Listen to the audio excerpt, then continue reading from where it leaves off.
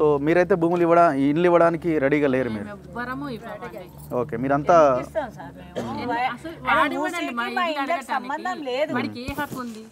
ఏ హక్కు ఉంది చెప్పండి? ఎట్లా అడుగుతున్నాడు, ఏ రకంగా అడుగుతున్నాడు, ఎందుకు ఇవ్వాలి? మేము ఎందుకు ఇవ్వాలి? ఆయనకి ఏ రైట్స్ ఉన్నాయి తీసుకురమ్మని, ఆయనకి ఏ రైట్స్ ఉన్నాయి తీసుకురమ్మని. అట్లా ఆ రైట్స్ ఉన్నప్పుడు మా దగ్గర ట్యాక్స్లు ఎందుకు కట్టించుకుంటుండు, మాకు రిజిస్ట్రేషన్లు ఎందుకు చేసిండు, మాకు పర్మిషన్లు ఎందుకు? మేము 25 ఏళ్ళ నుంచి ఉంటున్నా, 25 ఏళ్ళ నుంచి ఉంటున్నా. నేను ఒక చిన్న కిరాణా షాప్ పెట్టుకొని రూపాయి కష్టపడి కూడబెట్టుకొని నేను ఇల్లు కట్టుకుంటే రాత్రికి రాత్రి వచ్చి నీది ఆర్బిఎక్స్లో ఉంది, బఫర్ జోన్లో ఉంది, నువ్వు ఖాళీ చేయాలంటే నేను ఎందుకు ఇస్తా? ఎవడరా నువ్వు అడగటానికి? అసలు నీకు ఏ రైట్స్ ఉన్నాయి తీసుకురా. నువ్వు పర్మిషన్ ఎందుకు ఇచ్చినావు? నువ్వు నిన్న లేదు మొన్న పోయిన నెల కూడా నువ్వు ట్యాక్స్ కట్టించుకున్నావు. ఏ రకంగా కట్టించుకున్నావు? ఓడరా నువ్వు? మొన్న కట్టించినావు, అడ్వాన్స్ ట్యాక్స్ కూడా కట్టినావు. సిగ్గుండాలి. ఆడి చదువుకున్నాడా?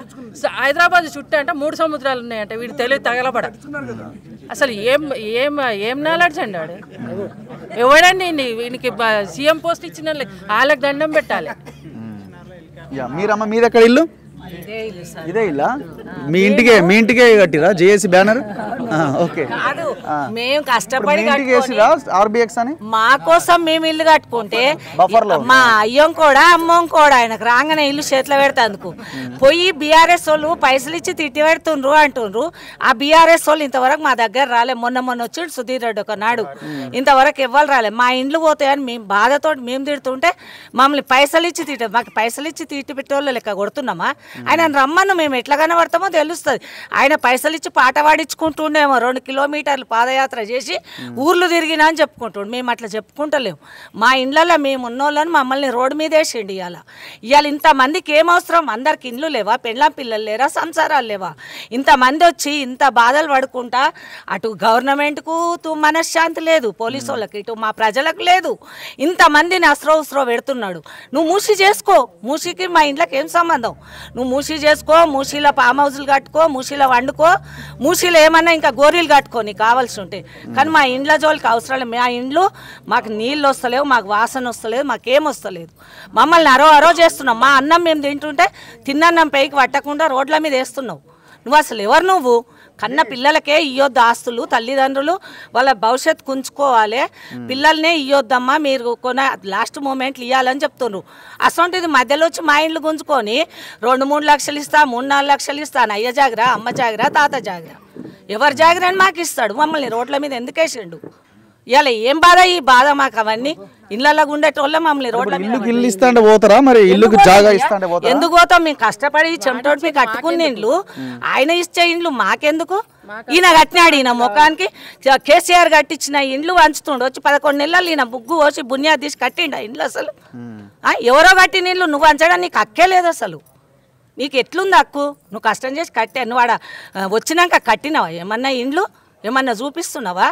నువ్వు వాళ్ళ ఇండ్లు వంచి ఆయన లేని వాళ్ళకి కట్టించిండు. రోడ్ల మీద ఉండి ఇప్పుడు మూసీలో గుడిసెలు వేసుకున్న వాళ్ళకి ఇయ్యమన్నాడు. మా ఇండ్లు 4-4 అంతస్తులు 3-3 అంతస్తులు ఇండ్లు గులగొట్టి ఇయ్యమని చెప్పలేదు.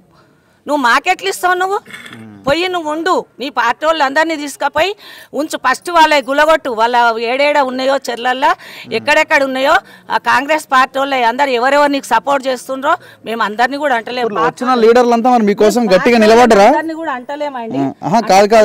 ఇప్పుడు వచ్చిన లీడర్లంతా మీకోసం నిలబడే లీడర్లేనా? అందరూ అన్ని పార్టీల లీడర్లు ఎందుకు అన్ని పార్టీలు నిలబడతాయి అంటలేము. మేమే నిలబెట్టుకుంటాం. మేమే ప్రజలు. ప్రజలకు హక్కు ఉన్నది. నువ్వు ప్రజాపాలన అన్నావు.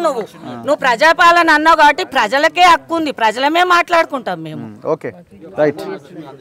ఏమన్నా మాట్లాడతారా మీరు?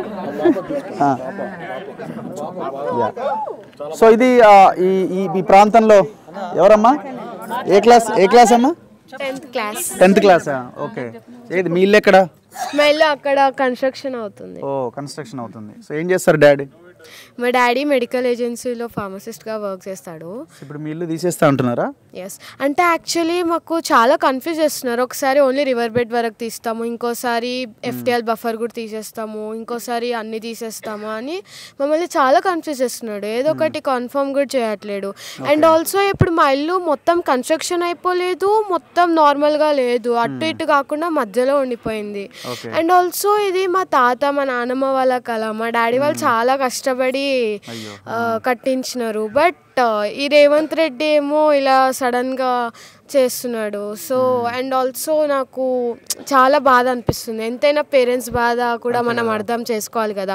అండ్ ఆల్సో నాకు ఫుల్ కట్టలేకపోతున్నారు, ఏం చేయలేకపోతున్నారు కదా.